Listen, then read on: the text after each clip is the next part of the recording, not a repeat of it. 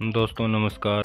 आइए चलते हैं आज बेंगलोर से लगभग 150 किलोमीटर दक्षिण पश्चिम में स्थित कर्नाटक स्टेट की सेकंड लार्जेस्ट सिटी मैसूर। इसका नाम हिंदू पौराणिक कथाओं में महिषासुर नामक राक्षस के कारण पड़ा। मैसूर में स्थित प्रमुख दर्शनीय स्थलों में सबसे पहले नंबर आता है मैसूर पैलेस का। यह महल वोडेयार राजाओं का आधिकारिक निवास था। इसका निर्माण महाराजा कृष्ण राजेंद्र वाडियार चतुर्थ ने करवाया। प्रतिवर्ष देखने वालों की संख्या के हिसाब से इसका ताजमहल के बाद दूसरा स्थान है। अपनी भव्यता के कारण इसकी तुलना ब्रिटेन के बकिंघम पैलेस से की जाती है। इसे अम्बा विलास नाम से भी जाना जाता है। जगन मोहन पैलेस, इसका निर्माण महाराज कृष्णराज वाडियार ने 1861 ईस्वी में करवाया। यह मैसूर की सबसे पुरानी इमारतों में से यह 1897 से 1912 तक मैसूर रॉयल फैमिली का निवास स्थान रहा। अब इसे मैसूर के प्रसिद्ध दशहरा उत्सव के दौरान विभिन्न सांस्कृतिक कार्यक्रमों का आयोजन किया जाता है। रेल म्यूजियम मैसूर, वर्ष 1979 में स्थापित। इस म्यूजियम में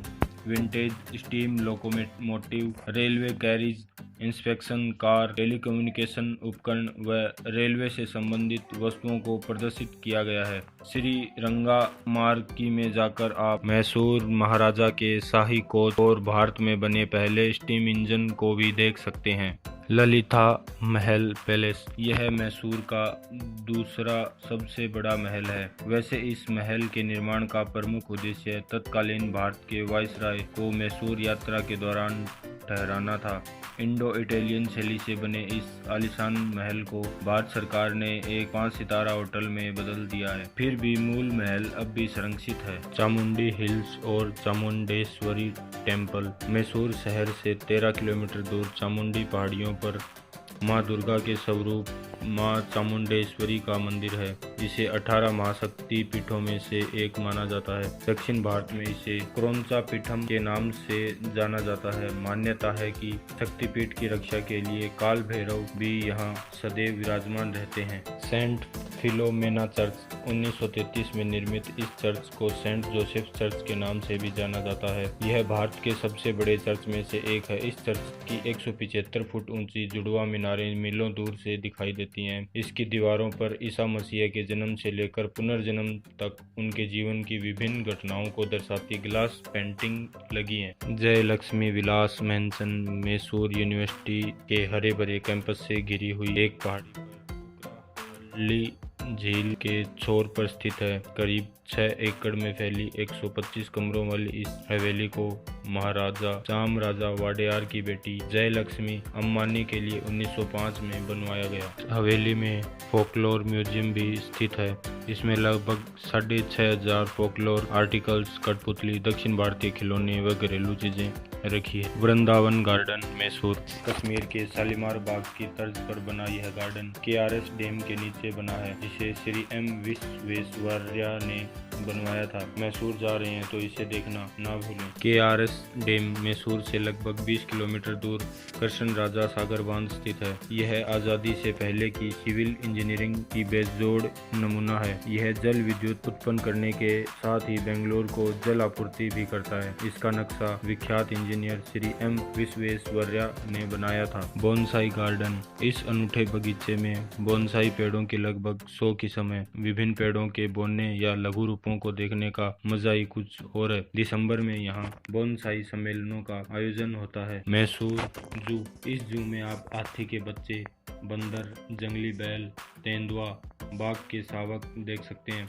zebra, giraffe, emu, chimpanzee, kangaroo, बाघ की ब्रीडिंग के लिए भी जाना जाता है। जिसूरी, 4 सींगों वाला चिंकारा, केर, बिलाव, कस्तूरी, निगिरी, लंगूर, कई दुर्लभ जीवों को भी देख सकते हैं। चेलुवम्बा मैंसन, कृष्णराज वाडेयार चतुर्थ ने अपनी प्रत्येक बेटी के लिए एक हवेली का निर्माण किया। उन्हीं में से एक तीसरी राजकुमारी चेलुवमनी के लिए बनाई यह चेलुवम्बा हवेली है। यह इमारत मैसूर का प्रमुख अनुसंधान संस्थान, केंद्रीय खाद्य प्रौद्योगिकी अनुसंधान संस्थान है। यह भव्य इमारत है, परंतु परिसर में आम जनता का प्रवेश प्रतिबंधित है।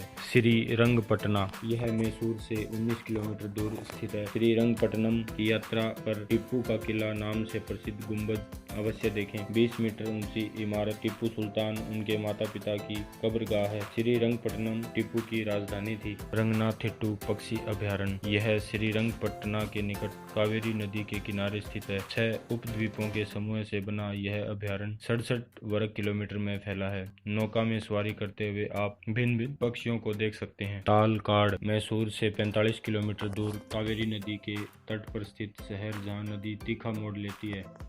इस ऐतिहासिक स्थल पर 30 से अधिक प्राचीन मंदिर हैं जो रेत में दबे हुए हैं। यह नैसर्गिक व आध्यात्मिक तीर्थ है। नदी के तटों पर दूर दूर तक फैली रेत रेगिस्तान के दर्शन कराती है। शिवाना समुंदर झरना मैसूर से 78 किलोमीटर दूर यह जलप्रपात राज्य के चुनिंदा पर्यटन स्थलों में गिना जाता है। 305 मीटर लंबा व 98 मीटर ऊंचा यह एक खंडित झरना है जिसमें जल की कई धाराएं एक साथ जमीन पर गिरती हैं।